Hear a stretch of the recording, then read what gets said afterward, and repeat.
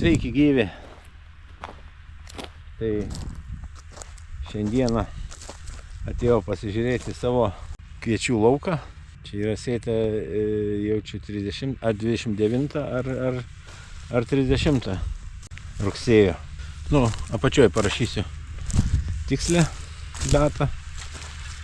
Tai, sakykim taip, praėjo savaitėlė po sėjos. Nu, pavieniai matosi, kai kur jau daigeliai lenda kviečių. Na kaip, šiemet buvo gan šlapi metai. Tų kritulių tikrai buvo gan daug. Ir visą laiką sakiau, kad jų yra šiek tiek jau ir per daug. Bet dabar, pavyzdžiui, jeigu tai pasižiūrėjus, žemelė tokia yra gan sausa, sakykim. Čia mano tiesiogiai pasėta. Štai kviečiai. Taip atrodo dabar. Čia buvo kviečiai apvelti su Bioversija Protect. Buvo naudota 100 gramų hektarui.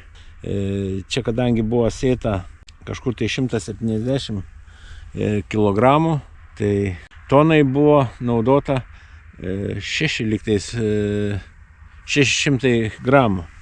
Dabar kviečiai pradeda dygti ir kai jau pasirodys eilutės pilnai, labai rekomenduočiau nupurkšti su Grow. Na, šiemet patys žinot, trąšos yra tikrai gan brangios ir tikrai, net trūksta žodžių pasakyti, išsireikšti, bet visi sakė, kokie šiemet geri metai, geri derliai, bet kai dabar nukūlėm, kažkaip tai visi nutilo ir niekas nieko nesako, kad yra problema. Problema, taip, jinai yra, dėl to, kad klasės tai nebuvo. Tegu pasakoja pučia arabus kaip nori, bet aš žinau statistiką, kokia yra mūsų Joniškio aruodė. Tai ta prasme, jinai tikrai nedžiuginanti yra. Tai aš kalbu netgi ne už save. Tai gal pavieniam ten ir pavyko. Ypač, kaip su agronome šnekėjom, tai pagrinde geresni rezultatai buvo, geresnė kokybė ten, kur lengvesnės žemės buvo, tuose kraštuose, kur lengvesnės žemės. Tai mūsų Joniškio krašte, tai sakykime, Žagarės, Skaisgiris, ten yra tokie labiau prie smėlio ir ten mažiau nukentėjo nuo to, sakykime, perteklinės drėgmės. O čia Joniškis į Pakruojo pusę, sakykime, kur žemės tik trupučiuką labiau prie molio, tokios sunkesnis. Ten rezultatas toksai buvo, sakykime, toksai, jeigu pernai buvo stipriai antrą klasį, tai šiemet šokinėjo ten pagrindė pašarinės dėl, sakykime, saiko svorio arba kritimo. Kas naudoja karbamidą panaudojo, tai šiemet tas karbamidas padarė meškos paslaugą, nepagerino kokybę, o ją pablogino. Tai baltymai ten pakilo, sakykime, glitimas pakilo, bet kritimas sumažėjo ir gavosi taip, kaip gavosi. Tai va, ir ką aš noriu pasakyti, trąšų kainos tai išliko tos pačios, jos praktiškai nekrenta, o grūdų kainos dar ir šią dieną vis važiuoja po biškį, po 1 euriuką, vis važiuoja žemyn. Aš tokių kainų, kokios yra dabar kviečių, jau tikrai seniai atmenu, kad buvo tokie dalykai. Gal netgi litais, jeigu ta prasme pervertus į eurus, tai kažkur panaši buvo kaina. Bet tuo metu buvo visai kitokia situacija, sakykime, yra kaip yra. Tai va, šiemet už tai padaugėja tų matosi skelbimų parduodamas likviduojamas ūkis ir taip toliau. Nes tikrai yra sudėtinga ūkininkam. Jeigu nebus nei kiek į tai atsižvelgta, tai bus problema. Gražus oras, tarp kitko, buvo vasara. Nors šiandien spalio 7, malonas oras, o netgi, bekalbant, voratinklis tarp kameros ir manęs užsidėjo. Tiesa, čia dabar jau yra nupuršta su glifosatu. Na, grau dar nenaudojau vien dėl to, kad geriau būtų, kad augalai būtų sudygę. Tai tada yra, kaip sakoma, efektas, nes tos bakterijos jos vienos pačios jos nedirba, jiem reikia gyvų augalų, gyvų šaknų, sakykime. Kai tik tai sudygo, eilutės matosi ir važiuojam, purškiam ar su herbicidu, ar paprasčiausiai gali vieną patį pravažiuoti, prapurkšti. Nematau, čia tikrai savikaina nebus tokia didelė, nei trąšas naudoti. Sveiki dar kartą. Dabar atlikiau iki savo rapsų lauko, kuris sėtas rugpjūčio. Irgi rugpjūčio 29 arba 30. Lygtais, kad 29. Sėta. Ja. Tai va, dabar jis atrodo va taip. Čia yra su Falcon Farmet. Ir čia jau yra gavę būtent Grow ir Protect. Naudojant bioversiją Grow, augalai geriau tirpina kalį ir fosforą, todėl išsivysto geresnis šaknynas. Ir tai net apie 20% kažkur daugiau tirpinama fosforo ir kalio. Tai yra tikrai nemažas kiekis. Dėl to augalai suformuoja didesnį šaknyną, o kviečiai paprasčiausiai netgi stiebų daugiau suformuoja. Geriau krūmijasi. Fosforo įsisavinimą Lietuvoje pagrinde riboja du veiksniai. Fosforo tirpumas dirvoje, jis labai lėtas yra. Ir dirvožemio pH. Aišku, jis yra arba rūgštus, arba labai šarminis. Ir vienu ir kitu atveju nėra labai gerai. Todėl bioversijo Grow jis yra sukurtas taip, kad pagerint tirpinimą fosforo ir kalio, esant tiek aukšto rūgštingumo dirvose, tiek šarminio rūgštingumo dirvose. Na, čia pas manęs yra, sakykim taip, šitam gale yra toksai labiau priesmėlis, o viena gala yra durpė tokia. Tai ten, kur durpė, ten yra rūgštesnė, o šičia, kur smėlis, nu, pas manęs čia yra šitam lauke nuo 5 iki 7,5, kadangi su agrikonu yra daryti tyrimai, tai pH yra įsidėstęs taip margas šičia.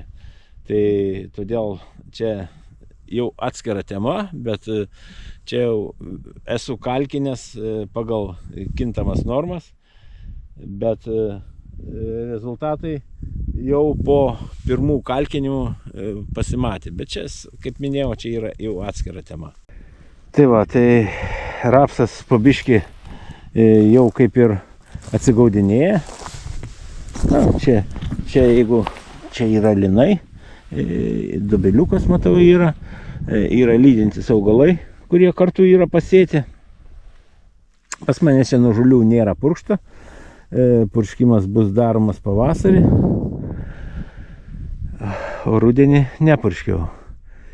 Yra juodvas, bet juodva jinai po pirmo šalnos praktiškai, nu va, štai čia, jinai nespėjo labai didelį užaugti. Šiemet tokie metai, sakykim, ekstremalūs, tai tie lydintys augalai šiemet irgi tokie, nu, nėra stebuklingi, nors aš juos pasėjau anksčiau gerokai, bet yra taip, kaip yra. Šiemet irgi ne visiškai pavyko susitvarkyti taip, kaip norėjęs. Nežinau, keletas ten manęs klausė, ten buvo diskusija apie šliužus, kaip sukovoti su šliužais.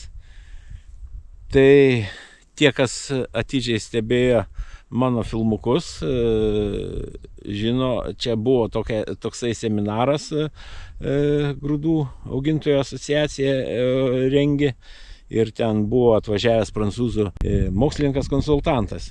Ir buvo tema ten apie šliužų kontrolę.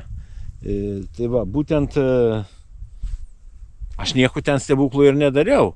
Kaip sakoma, aš tik paprasčiausiai pasiklausiau, kaip jisai žmogus pasakojo ir tą dariau. Tai paprasčiausiai buvo statomas gaudyklis, stebėjau, kontroliavau, kiek maždaug yra šliužų pas manęs lauke, buvo keliose vietose pastatyta.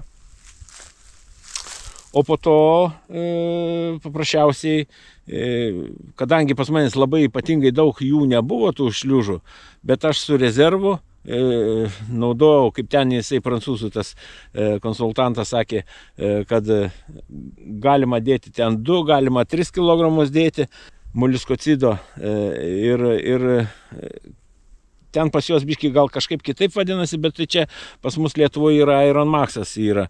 Jis rekomendavo paprasčiausiai tą naudot moliuskocidą, todėl kad jisai geriausiai veikia. Jis turi, kaip pasakyti, aš nenoriu ten reklamuoti, nes kadangi tikrai mano tikslas yra ne tas, bet aš noriu pasakyti, kad šis produktas, pavyzdžiui, kiek aš esu išbandęs tų moliuskocidų, šitas veikia geriausiai. Jisai, kaip sakykim, pernai, pavyzdžiui, man buvo su šliužais problema, aš tik tai pabaršiau tą Iron Max, viskas ir dingo, kaip su ranka nuėmė. Tai aš šiemet paprasčiausiai paėmiau ir pabaršiau iš karto sėjant, kadangi buvo galimybė, tai aš dėjau 7 kg, dėjau maksimumą, kiek įmanoma ir tikrai matau, kad neprašoviau, nes šiemet rapsas tikrai rapsas yra gražus. Jeigu tai pasižiūrėjęs, tai manau, kad tikrai vertas dėmesio. Aišku, palankiais metais tai šitas rapsas turėtų būti, aišku, didesnis jau tam laike. Bet jau eilę metų, kai sakoma, tas ruduo toksai yra užsitęsiantis, tai aš manau, kad čia dar viskas bus gerai su to rapsu. Sakykime, dabar gavo to grau su protektu, pravažiuosiu dar mitybinį papildomai mikroelementais, patrešiu, sakykim, ir manau, kad čia bus viskas gražu, nes čia yra kas 30 sėta, o kažkas klausė, sako, kodėl nenutils sėjai.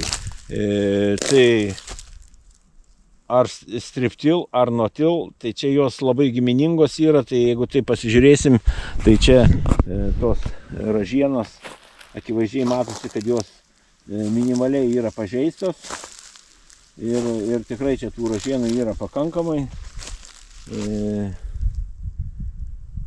Nes jeigu tai pasižiūrėjus, ta spalva tikrai rapsų nėra tokia įspūdinga, bet kaip iš arti pasižiūrėti, rapsai gan normalus yra. Dabar augaliukai išsivystė, sakykim, pilnas, skaitykim, yra, jau dabar lenda, trečia pora, kaip 1, 2, 3, trečia pora yra, išlindo 6 lapeliai tie vadinami.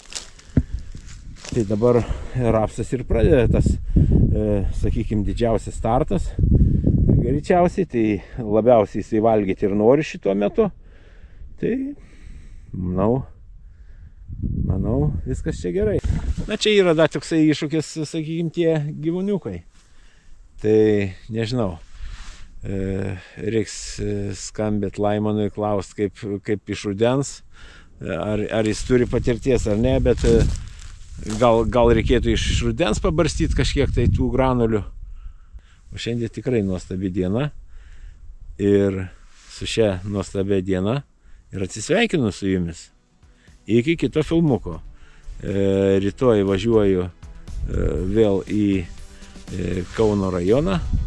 Tiksliau ten, ko gero, Jonavos yra rajonas, pas Kęstutį Svečiulį. Rytoj kulsim soją.